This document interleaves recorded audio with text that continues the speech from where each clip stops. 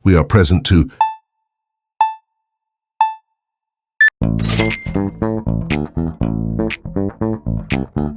Kurang tahu deh. Apa ya? Kurang tahu deh. Ternyata masih banyak yang belum tahu ya apa itu asuransi syariah. Yuk simak video berikut. Pak, saya mau kontribusi di asuransi syariah 40% dana tabungan sama 20% di investasi. Jadi saya terima untuk 40% dana tabungan dan juga 20% di investasi. Lalu saya langsung. Terima kasih Pak. Nah, mereka tadi sedang melakukan transaksi syariah antara peserta dan juga pihak perusahaan asuransi syariah dengan perjanjian yang telah disepakati. Lalu, apa sih asuransi syariah itu? Asuransi syariah adalah sistem menyeluruh yang pesertanya mendonasikan sebagian atau seluruh kontribusinya yang digunakan untuk membayar klaim atas risiko tertentu sebagian peserta yang lain. Nah, donasi tersebut merupakan donasi bersyarat yang harus dipertanggungjawabkan oleh entitas asuransi syariah. Asuransi syariah itu terbagi menjadi dua, yaitu asuransi syariah jangka panjang dan juga asuransi syariah jangka pendek. Apa saja karakteristik asuransi syariah? Dalam transaksi asuransi syariah mencakup kontribusi peserta, surplus atau defisit underwriting, penyisihan teknis, dan juga cadangan dana tabungan. Lalu entitas syariah itu ada apa aja sih? Yaitu ada asuransi umum syariah, asuransi jiwa syariah, reasuransi syariah, dan juga dana usaha syariah. Akad yang digunakan dalam asuransi syariah yaitu pertama ada akad tabaru, yaitu akad perjanjian saling tolong-menolong antara peserta. Yang kedua yaitu akad tijari yang digunakan antara peserta dan juga perusahaan entitas asuransi syariah, seperti akad wakalah bil ujrah dan juga akad mudharabah mustarafah.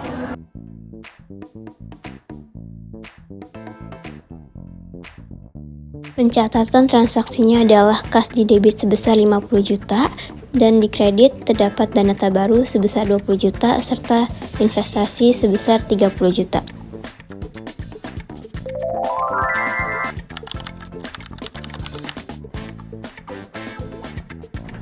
Oke, selanjutnya kita akan membahas tentang sukuk. Apa sih itu sukuk? Sukuk itu semacam obligasi versi syariah. Bedanya dengan obligasi konvensional itu memakai bunga riba, sedangkan sukuk sendiri menggunakan prinsip Islam. Jadi harus bebas dari riba, gharar, dan maisir. Sukuk juga mewakili kepemilikan atas suatu aset atau proyek, bukan hutang. Jadi investor itu sebenarnya punya bagian dari aset yang mendatangkan hasil. Misalnya dari sewa, jual beli, atau kerjasama dengan usaha. Intinya, sukuk adalah cara investasi dan pembiayaan yang halal dan sesuai syariah, tapi tetap bisa dipakai buat bangun proyek besar atau mengembangkan suatu bisnis. Sukuk juga memiliki beberapa karakteristik. Yang pertama, sukuk ini nggak ada unsur bunga atau ribanya, karena dasarnya adalah sistem sewa-menyewa. Yang kedua, investor punya hak atas manfaat dari asetnya, kayak hasil sewanya, tapi bukan pemilik fisik aset tersebut. Yang ketiga, kalau ada resiko, ditanggung bareng-bareng sesuai dengan bagian kepemilikan masing-masing. Jadi di sini ada contoh studi kasusnya. PT N2M adalah perusahaan infrastruktur yang ingin membiayai pembangunan jalan tol. Untuk mendapatkan dana tanpa melanggar prinsip syariah, PT N2M menerbitkan sukuk ijarah sebesar 100 miliar dengan tenor 5 tahun dan imbal hasil tahunan sebesar 10%. Aset yang dijadikan dasar transaksi adalah hak manfaat jalan tol yang disewakan kepada pemerintah. Di sini ada pembahasan dari soal sebelumnya.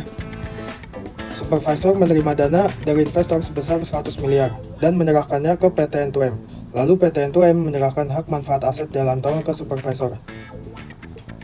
Di sini dicatat debit sebesar 100 miliar, lalu kredit utang sukuk ijarah sebesar 100 miliar. Lalu ada pembayaran imbal hasil ujrah tahunan.